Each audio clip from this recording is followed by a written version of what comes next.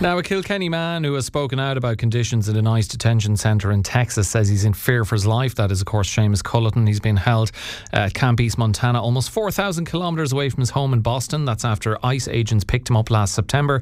Seamus has been living legally in the United States for almost 20 years. He's married to a US citizen and runs a plastering business in the Boston area, but he says sickness and disease is rife in the detention centre.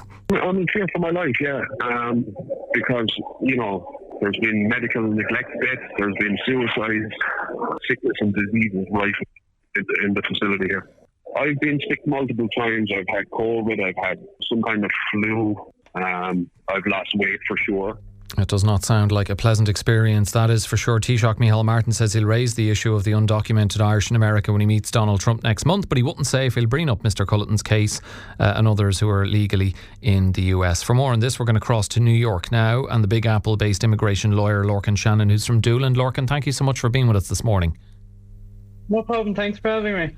This case of Seamus Culleton, how typical or atypical is this kind of case right now, Lorcan? And can you briefly explain how someone who's lived in the US for nearly 20 years and is married to a US citizen who has a work permit and is in the final stages of getting a green card still ends up being detained by ICE?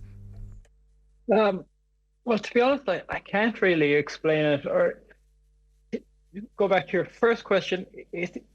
Prior to this administration, this was completely atypical, unheard of, to be honest. But we're hearing more and more stories like this of people being picked up or people going to their green card interview. So the typical process is, if you've entered the country legally, even if you've overstayed, if you marry a US citizen, you're eligible to what we call adjust status or get your green card or permanent residency. And it was a relatively straightforward process. Prior to this administration, you would file. It might take anywhere from 2 to 10 months to be called for your interviews. The interviews are often a pretty cordial experience.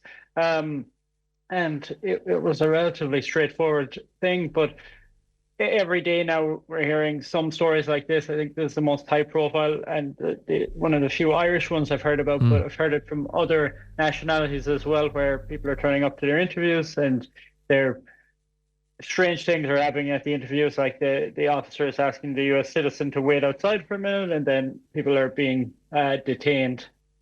Okay. I mean, look, the criticism I have heard from some who are pointing the finger at Seamus Culleton himself, Lorcan, they're saying, well, like many other Irish people, he went there, overstayed his 90-day holiday visa and was undocumented. But despite that, as you touched on, he had married a US citizen and he had his work permit and he was very close to getting his green card. So he was going about it the right way. I guess, though, is it alarming for others who think we've seen so many stories and horror stories involving ICE and maybe Irish people there who are undocumented thought, well, if I'm a Western European and I'm white and I'm not brown or black and don't have a very foreign accent, I'm okay. But I guess this proves that's not the case.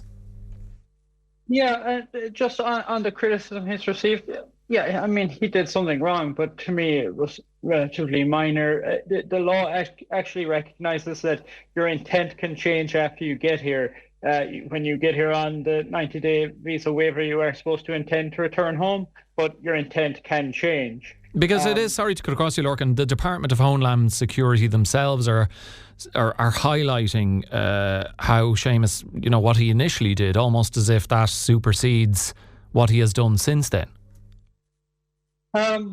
Yeah, I mean, to me, he's done what literally millions have done before him without issue. So I wouldn't place any blame on him. Okay, he did something wrong, but it's something that's traditionally forgivable and is still forgivable legally. I guess in this situation now, if people do apply and go through this process, they have to live with that worry that this could come up, because yes, they did something wrong, but essentially the rules of the game seem to be changing. For years we've filed cases like this, every attorney has, and there's never been an issue. But it seems the Trump administration are just targeting anyone they can.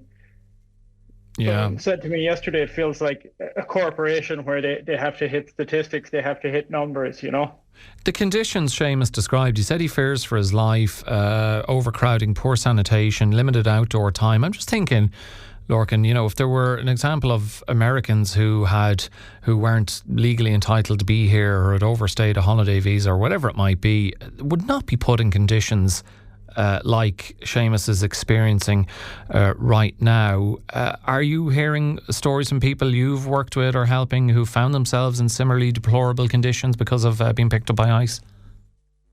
Yeah, these do seem particularly bad, the conditions or the centre he is in, but the current administration seem to brag about the conditions they're putting people in and using it as a method to scare people from coming here. I know they have the one in Florida they talk about, and just generally they see it as a deterrent, I think, to have people in. This is what could happen to you if you come and stay illegally, essentially.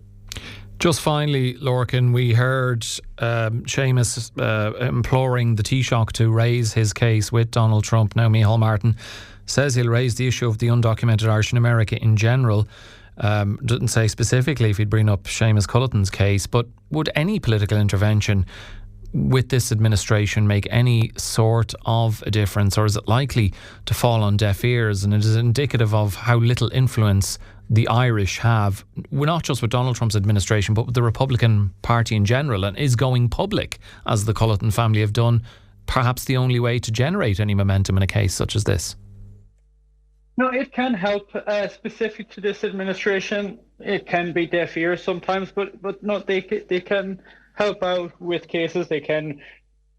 He has a case pending with USCIS now. He appears to be before the court, so they have jurisdiction, but they can always send his case back to USCIS.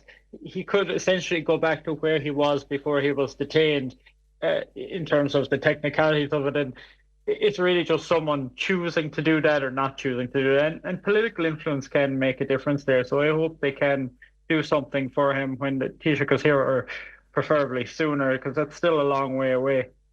Yeah, and given the conditions Seamus described, even lasting up beyond St Patrick's Day from this point would seem like an extremely long time. Lorcan, really appreciate your perspective and expertise on these matters. Thank you so much for joining us live from New York. Thank you, and thanks for having me.